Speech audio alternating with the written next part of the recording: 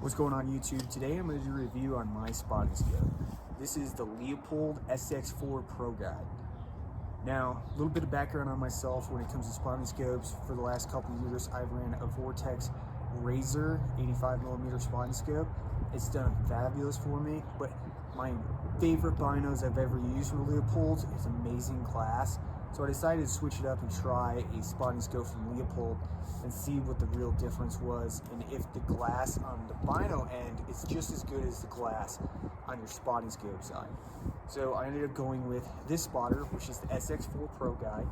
This is not their highest end spotting scope. Their highest end is the SX5 Santium. Now that spotting scope was running about $1,800 retail. This guy's more about $1,000, $1,100 in that range. I decided to go with this, save a little bit of money. And not only that, the glass comparison between the two was just unbelievable. I think the SX4 Pro guide is almost identical to your Vortex Razor. Now, if I put them side by side and I digiscope a little bit, I think your Leupold Pro guide is going to do better than your Vortex Razor with the rays during heat, and also at longer range it just seemed more clear. The clarity was just there. Now don't get me wrong, there's some things with the Vortex that I think that they do better, and there's some things that the Leupolds do better. First off, so with the Leupold, I think they do a magnificent job of glass. The glass is fantastic, doesn't hurt your eyes after glassing for a long time.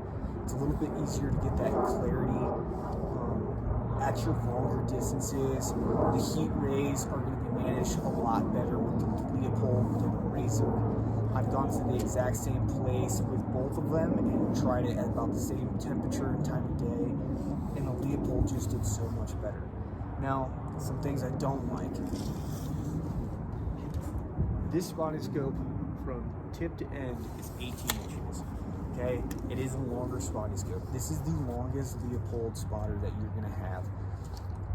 Your Santium is gonna be about 4 inches shorter. Your Razor is gonna be about 4.5 inches shorter.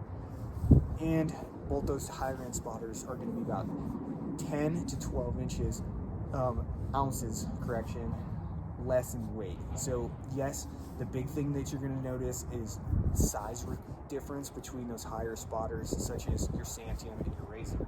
But once again, when I was more concerned with glass and clarity, the Leupold Pro guide did that for me. So I'll sacrifice 10 ounces of weight in my pack and about 4 inches overall in my pack in order to get exactly what I want and know exactly what I'm getting into. Now, Leupold provides these little cups on both ends, and they're held in by a bungee cord that goes underneath this neoprene housing. Now, they're very nice. They pop off and hang, and they clip in pretty dang good. As soon as that's in there, I know it's in there.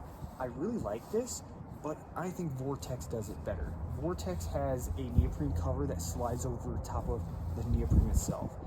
It's nicer in the fact that the neoprene overlaps, so you're not going to have this exposed edge, and you don't have any dust that could possibly get in there at any point. And I like that because when it falls down, it suctions close to the bottom on the Vortex.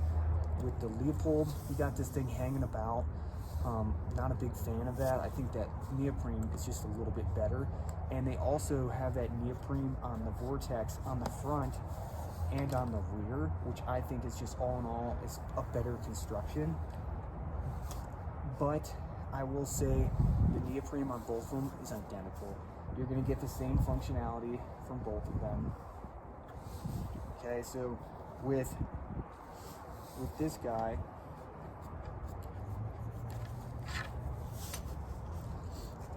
you have to have this base plate to get onto your tripod. It's not a big deal because most tripods come with one. But what is really nice and really ease of use is the Vortex has a groove that's cut right here.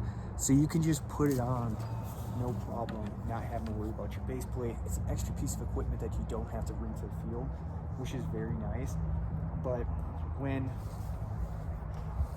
if that's like your biggest complaint, it's just that. I think that the functionality of the spotter is more important, the glass.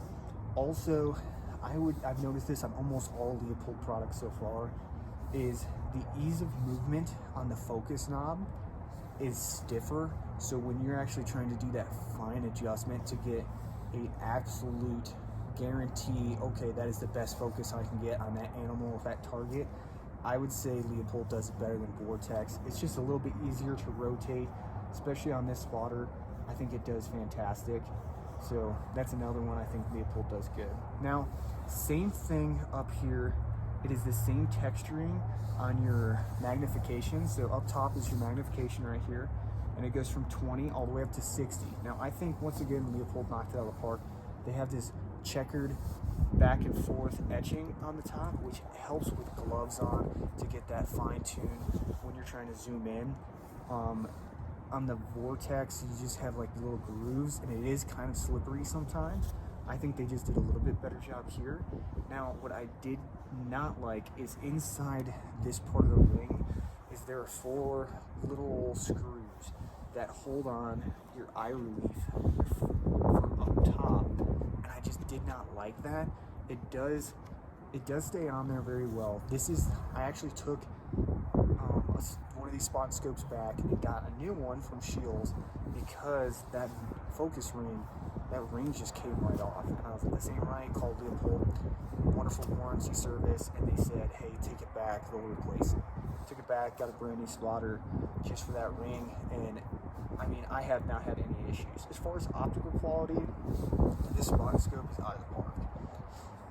So once again, you got this little knob here you can loosen up, and that'll change so you can pivot your entire spotter. Okay, that's great for like if you're laying down, you want to rotate that spotter so you can just look from the side and actually see your target. I think that's the best. Angle, they come in angle and straight. I always like angle because it's a little bit easier on eyes, and then also where you're looking up straight up in the air, you don't have to really worry about, okay, I'm looking up the mountain, I can still see straight. With a straight edge, you're kind of at an angle, it's not going to work out real well. So all in all, I really love this spotter. I think they knocked it out of the park. It's a great spotter.